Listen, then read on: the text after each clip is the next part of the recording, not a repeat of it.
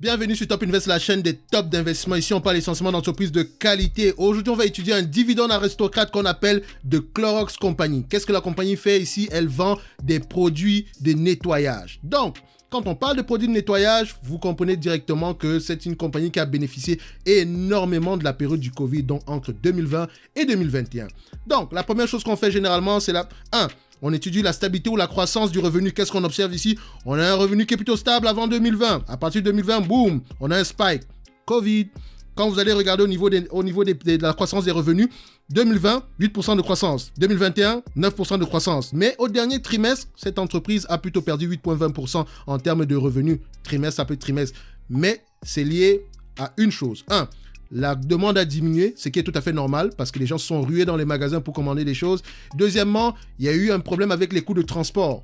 Vous avez tous vu ça ici, donc la logistique c'était pas trop ça. Et troisièmement, l'augmentation des prix des matières premières, ce qui a impacté également négativement cette entreprise. Mais dans tous les cas de figure, on aime bien ce qu'on voit ici, c'est un checkmark, d'accord? On va commencer par là. Mais n'oubliez pas une chose, quand on va évaluer l'entreprise ici aujourd'hui, on ne va pas prendre en considération les revenus actuels, la croissance des revenus actuels.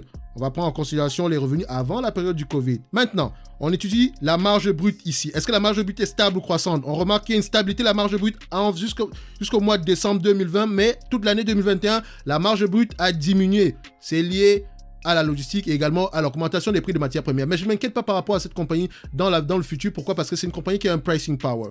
D'accord? Ça, c'est temporaire. Je sais que ça, c'est temporaire. Donc, ce que je vois ici, voilà, je vais le dire que j'aime ça. Non pas parce que je le cautionne dans toutes les compagnies, mais c'est parce que je connais cette compagnie. Donc, Clorox, je vais accepter que, voilà, que durant ces derniers trimestres, que tu aies pu avoir ce genre de résultats au niveau de la marge brute. Donc, j'aime plutôt ce que je vois ici, mais avec des pincettes, bien sûr. Maintenant, on va étudier la marge EBITDA. Tout à fait normal. Si la marge brute diminue, ne soyez pas surpris de voir la marge EBITDA diminuer. Boum! Qu'est-ce qu'on observe de 23% à 12%? Aïe, aïe, aïe, ça fait mal. Mais avant ça, on avait une croissance. Donc, vous voyez que c'est une entreprise qui gère très, très bien ses coûts. Elle gère très, très bien ses marges. Donc, la période actuelle est exceptionnelle. Ça peut représenter une opportunité d'investissement ou bien ça peut également donner une information différente par rapport à notre évaluation. Mais dans tous les cas de figure, je vais cautionner, j'aime bien ce que je vois ici, mais ça, c'est parce que je te connais, Clorox. C'est pas que dans le futur, ça va continuer. Mais si vous n'avez aucune information concernant la raison de la baisse ici, n'allez jamais cautionner ce genre de résultats sur aucune entreprise. Mais j'aime ce que je vois ici. C'est un checkmark avec des pincettes. Maintenant, la dette nette sur EBITDA pour essayer de vérifier quelle est la stabilité du bilan ici. Vu que l'EBITDA ici diminue en termes de marge, vous allez voir que la dette nette sur EBITDA va peut-être nous donner une information qui n'est pas bonne. Pourquoi? Parce que l'EBITDA est moins élevé que d'habitude. Donc, ce n'est pas grave. Dans tous les cas de figure, ce que je veux, c'est rechercher une dette nette sur EBITDA inférieure à 5.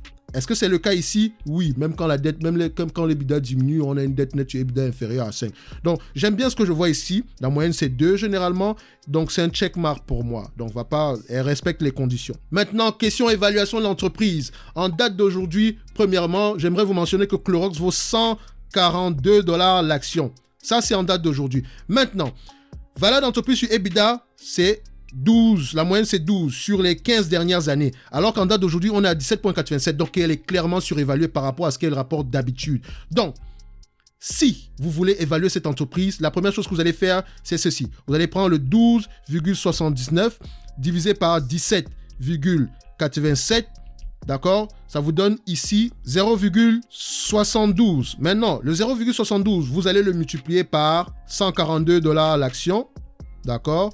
Ça revient à combien? 102 $ l'action. J'arrondis toujours. Donc, en date d'aujourd'hui, la valeur de cette entreprise est de 102 $ l'action. La raison pour laquelle je ne mets pas la croissance ici en date d'aujourd'hui, c'est que la croissance de 2% ne va presque rien changer. Je vous ai dit que la croissance que je vais prendre ici, c'est la croissance avant la période du Covid. Donc, si vous regardez bien à ce niveau-ci, la période du Covid, sur les 10 dernières années, donc en 2019, c'était 1%. Sur les 5 dernières, c'était 2%. Donc, au mieux, ça sera 2%. Je ne cherche pas à avoir précisément raison. Je vais avoir le moins de tort possible. Donc, cette entreprise, je ne vais jamais la payer à 142 $ l'action. Ah non, non, non, non. Surtout avec la baisse des marges ici qui est peut-être temporaire. Mais 142 $ l'action, non monsieur, ça ne m'intéresse pas du tout. Donc, à combien est-ce que je devrais payer cette entreprise? Normalement, c'est une entreprise qui devrait m'intéresser aux alentours. Personnellement, je me regarde toujours une marge de sécurité d'à peu près 50%. Donc, ça, c'est une entreprise ici qui devrait plutôt m'intéresser aux alentours des, on va se dire, aux alentours des 67 $ l'action. Donc 67 $ l'action, c'est le prix que moi je voudrais avoir. Si ça n'arrive pas à ce prix, c'est pas grave, je m'en fous. Je ne vais pas payer un prix très élevé pour une entreprise pareille. Le dividende, ça ne m'intéresse pas du tout.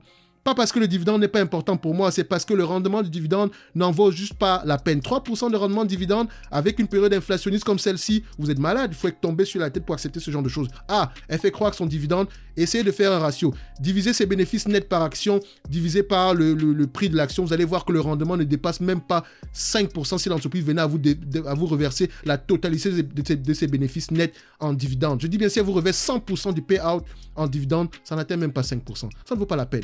Moi, je vous ai toujours dit que quand je recherche une entreprise, je veux rechercher une entreprise dont les free cash flow par action, dont le rendement de free cash flow représente 10%. Je dis bien 10%, pas moins. Donc ici, en date d'aujourd'hui, voilà, Clorox, très belle entreprise, d'accord. N'hésitez pas à aller lire les rapports financiers sur cette compagnie-ci, c'est une belle entreprise, d'accord. Qu'on se dise la vérité, c'est une compagnie que j'aimerais posséder, mais pas au prix actuel. Je suis assez patient. J'ai juste besoin de 20 entreprises dans mon portefeuille. Je ne poursuis pas les rendements, d'accord. Ici, je préfère investir dans une entreprise bien sous-évaluée que j'ai préalablement étudiée. Donc, le prix actuel me satisfait pas du tout. Donc, on va se dire que l'entreprise est clairement surévaluée. Clorox n'est pas une opportunité d'investissement en date d'aujourd'hui. La valeur de cette entreprise est de 102 $ et mon prix d'achat est de 67 $. Maintenant, ça, c'est mon avis. Quelqu'un d'autre aurait pu avoir un avis différent. Je respecte cela. D'ici là, portez-vous bien. On se donne rendez-vous à la prochaine vidéo. N'oubliez pas de vous abonner massivement pour cette chaîne.